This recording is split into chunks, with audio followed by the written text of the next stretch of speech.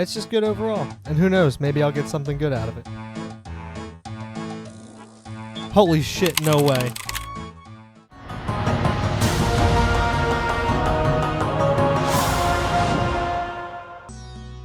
Looks like I got some explaining to do, huh? Well, there's a lot to go over, so pull up a chair, crack a beer, and let's dive on in.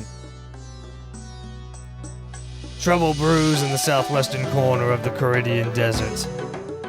Just off the shores of Unkar, an ancient force has awoken from its slumber. Behold the Temporos, the manifestation of the fury of the sea.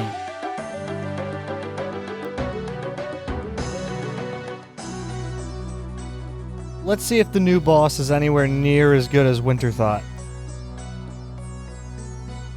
So there's only one thing to do when they release a new boss in the game, and that is to go to the themed world and join in the clusterfuck that is release day. Oh, hang on. Opportunity spotted. I'm the king of the world! And here we go. I found it's usually a pretty good idea to just follow the crowd, especially when you don't really know what you're doing.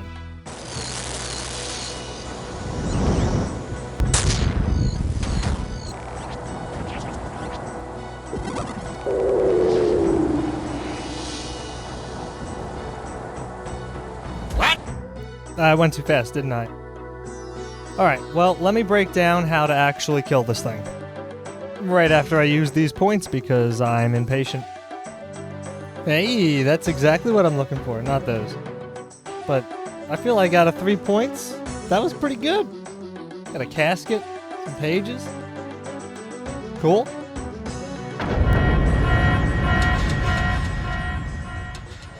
Welcome to the greatest quiz show in the entire of Gillinor. Odd one out!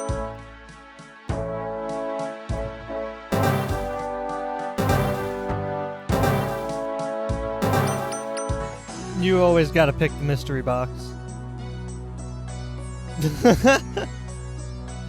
Oh, I feel so bad for all the other Snowflake Ultimates who needed one of those.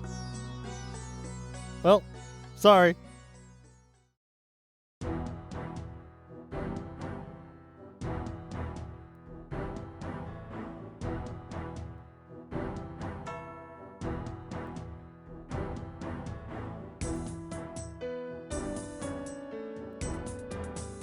Now, step 1 is to get on the boat.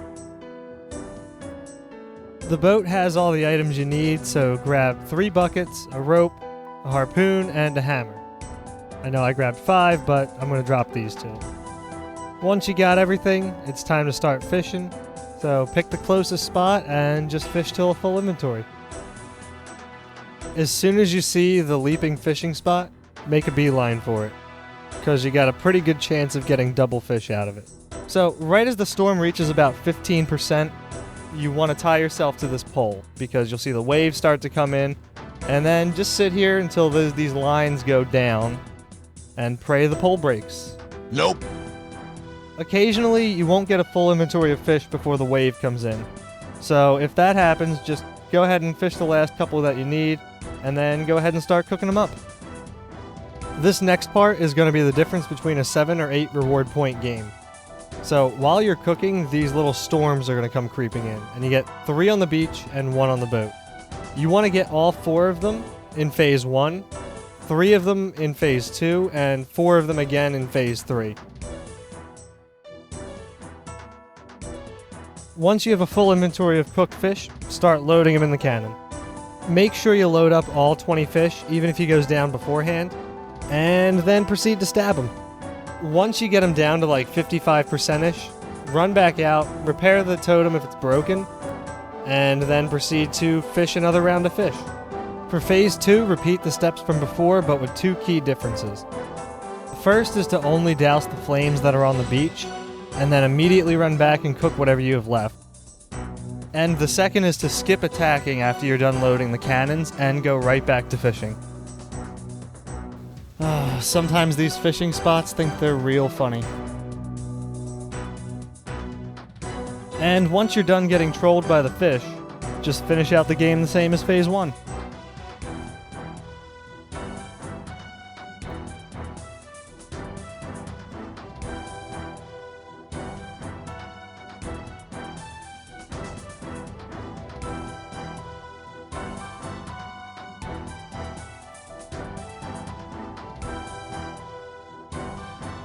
And that's KC number 69. Ooh, ee, ooh, ah, ting tang, walla walla bing bang.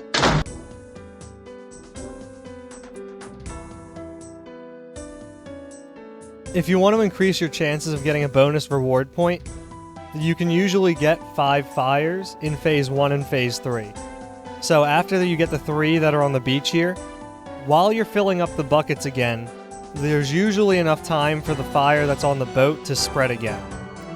However, if it doesn't spread by the time you get to it, just load a fish or 2 and then get both fires. You'll end up getting another 80 points per game.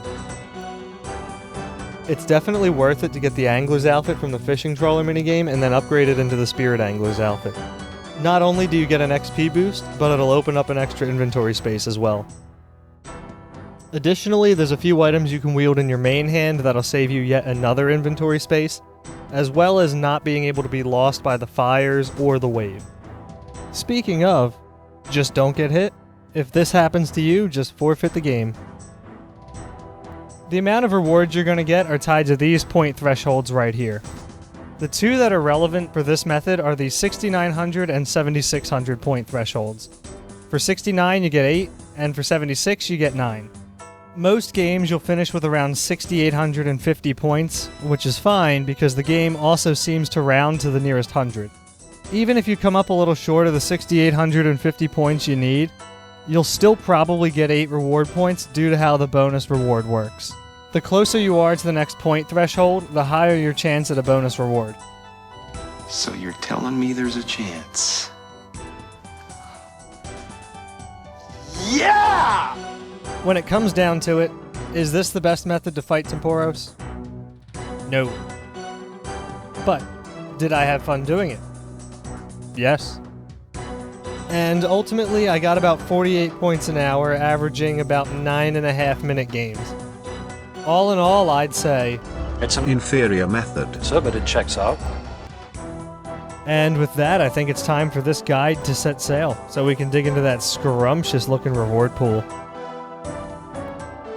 So I'm not really sure what to expect out of this. I was really only here for the little bit of free construction experience as well as money to pay for mystic robes.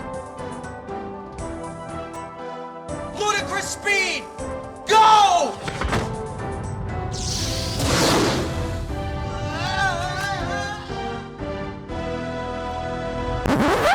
Yikes, this is dog shit. Well, too late to stop now.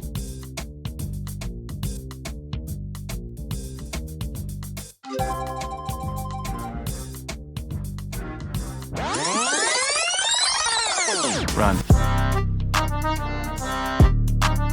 Oh hey, a tackle box. What's that, like 1 in 400? I'll take it.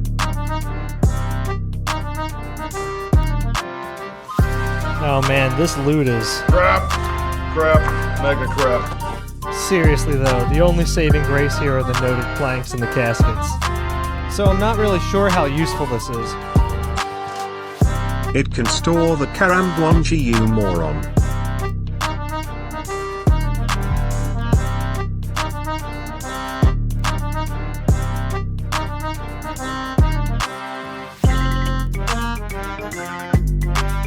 Yeah, most of the stuff you're gonna get here is not that interesting. But occasionally you get something cool. Like this fish barrel. Unfortunately, as a UIM, not worth keeping.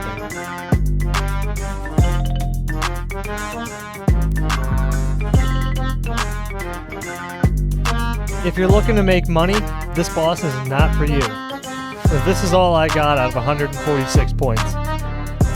Wow, that's impressive. And I mean that in a shit way.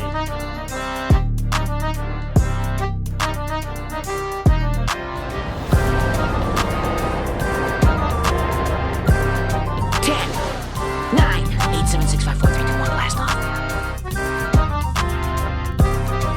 Yes! Oh my Holy shit, no way. Oh my god, I got the little blue boy. Ah!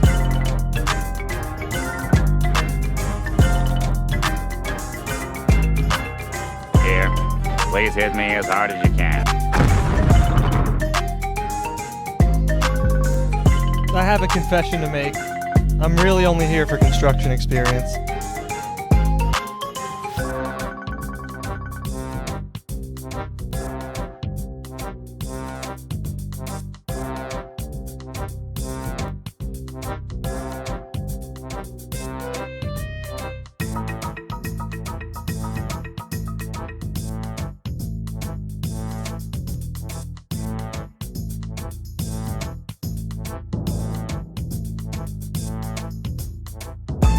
You might be wondering if I got a lot of fishing levels while I was here. Yes, you betcha. Even with cooking, I could still get up to like 50k XP an hour if I was playing perfectly. And if you don't believe me, I'll prove it with some quick math. 2 + 2 is 4, -1, that's 3, quick maths.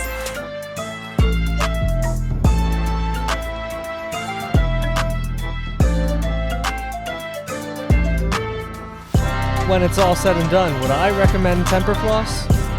Absolutely. While nowhere near as good as Winter Snot, for a new account, it's definitely a good starting point, especially for a hardcore or an Ultimate Ironman.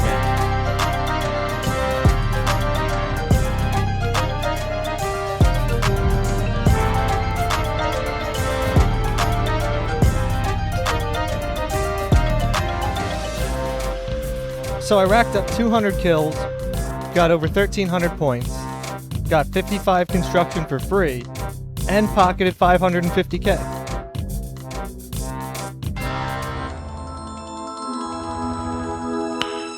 Nice. Unreal. You're telling me I got the pet and the book? I think it's safe to say that my RNG has been officially used up.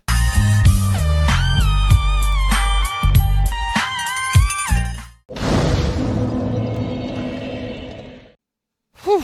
Alright, let's take a minute to slow it on down. There's just a couple quick things about the Tempoross grind that I want to go over. But first I gotta back up my claims about the XP rates. And I can't think of any better way to do it than some good old-fashioned math. So, at 72 fishing, the experience you get is a pretty consistent 8,300 per game. And at roughly 6 games an hour, that's pretty much 50k right there.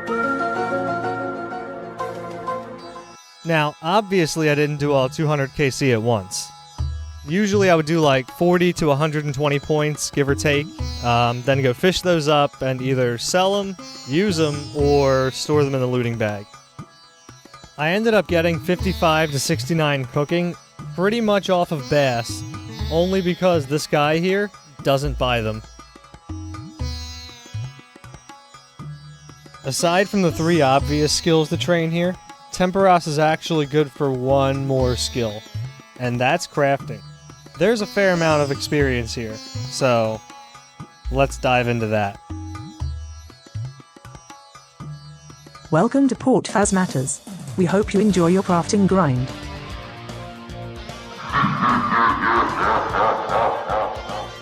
Just in case you're not caught up, at the moment I can't kill the Temple Guardian because he's immune to magic.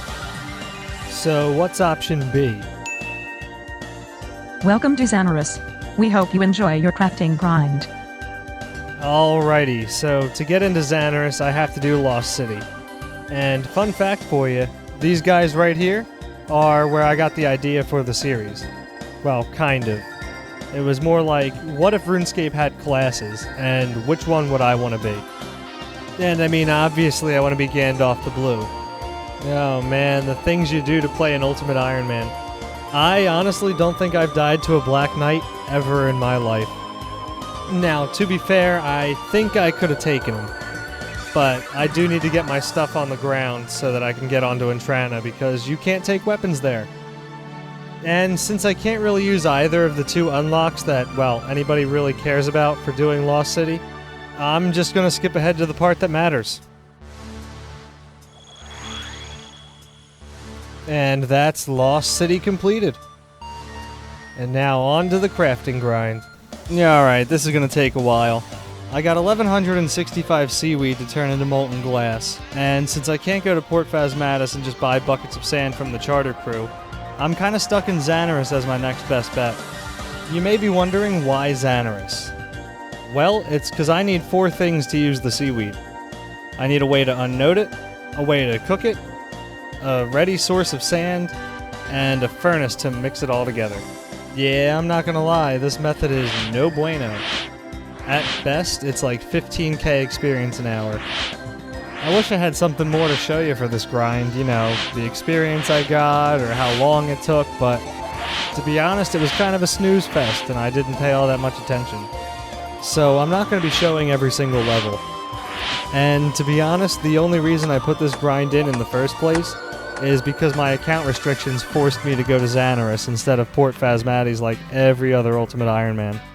Which is also why I'm not really concerned with showing you the gold and silver bar grind as well, because... Ain't nobody got time for that. But here it is. It happened. Moving on. As cool as this little guy is, I'm actually a crazy cat lady, so it's time to go back to farming some death runes. There was a lot of progress made over the last 2 episodes, and I might not be interested in showing you every single level that I get, but I will show you the progress that I make, you know, over the course of an episode or 2. Which leads into my bright idea. Since I don't really care about levels as progress for the series, I need something to track what I'm actually accomplishing. Meet the Magic Wardrobe. As you can see, it stores pretty much every useful outfit in the game, and I'm gonna fill it up. Oh my god, Roldy, think before you speak. Is this even possible? Well, we're gonna find out. And on that note, I'll see you in the next one.